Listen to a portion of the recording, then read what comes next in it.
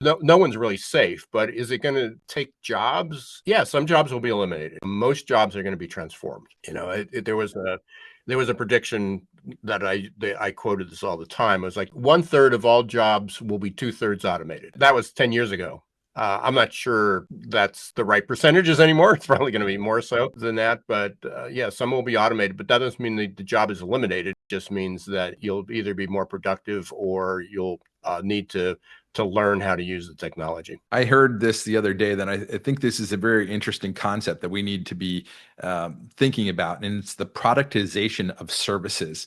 And we really haven't seen this in a long time because that was one of the things that really affected unemployment back in the Depression. Was we started to get washing machines where before, your husband lost their job, you could go be a washing woman or whatever, but wash somebody's clothes. But then they got washing machines, and we had all of these things, that kind of technological advances that came in to help us, where we would often reduce labor in the household.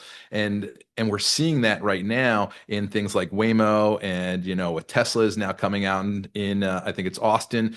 So you see all these people that are sometimes losing their job in one area, and then, oh, I'll go pick up an Uber, or I'll deliver for DoorDash. And those things could be going away. And so it's very interesting. It might not be tomorrow, but I could see it pointed very quickly if Elon has his way. If his taxis work, that's something that we have that could quickly disappear. And I don't think people really understand how quickly things can change. And I think that's it was during the automotive revolution. At one time, it was 5% autos and 95% horses. And in just 15 years, it switched.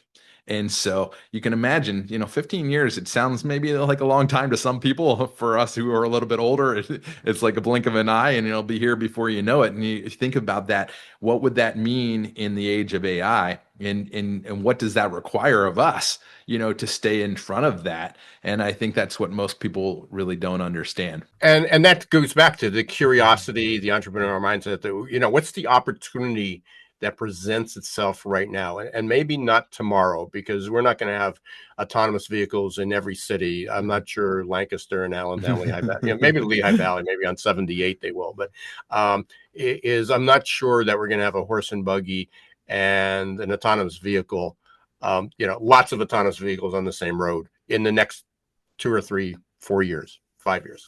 In 10 years, yeah, maybe 15 years. Yeah, absolutely. It's going to look a bit different. But that also, so what are the opportunities that are presented there? Just as 20 years ago, we would have never thought of picking up our phone and being able to track the vehicle, through Uber or Lyft or whatever that's coming toward us. And now we're talking about, well, now those same vehicles will pick us up, but there won't be a driver. But there's another job there. There's something else that will need to be a service, and somebody will create that. That's where I would say, if I had a deficit skill, is I can see opportunity that's sort of, at least visibly in front. There's these people that see 10, 20, 30, 50 years out. What are those opportunities there? And sometimes these, to get mass, the tipping point, as Malcolm Gladwell, as he talked about, is sometimes that tipping point is 10, 20, 30 years. Sometimes the technology has to catch up. So what are the opportunities that are out there that somebody doing a podcast 30 years from now is going to talk about those jobs, being prevalent, or those jobs going away that didn't even exist 20 years prior to that? The life cycle of jobs is speeding up exponentially, as well. There's just so much going on, but yeah, you're right. It's where, and that's how I look at it. I mean, I'm not fearful that there will be no jobs. I am also not totally fascinated by the concepts of Stephen Kotler and Peter Diamandis of the world of abundance. That Yeah. that we're going to be living. All you'll need to do is work 10 or 15 hours a week, and the rest will just enjoy life. Yeah. I don't see I that listened to coming. his Not because it's podcast. not possible, but I don't see the politics, the economic systems will be so disruptive. So somewhere in between that, we're going to be overtaken by millions of robots and people will be out of work and we'll live this dystopian life versus this world of abundance. There's something in between, Mhm. and that's where the opportunity lies. Instead of focusing on all the death and destruction and loss, what's the opportunity there?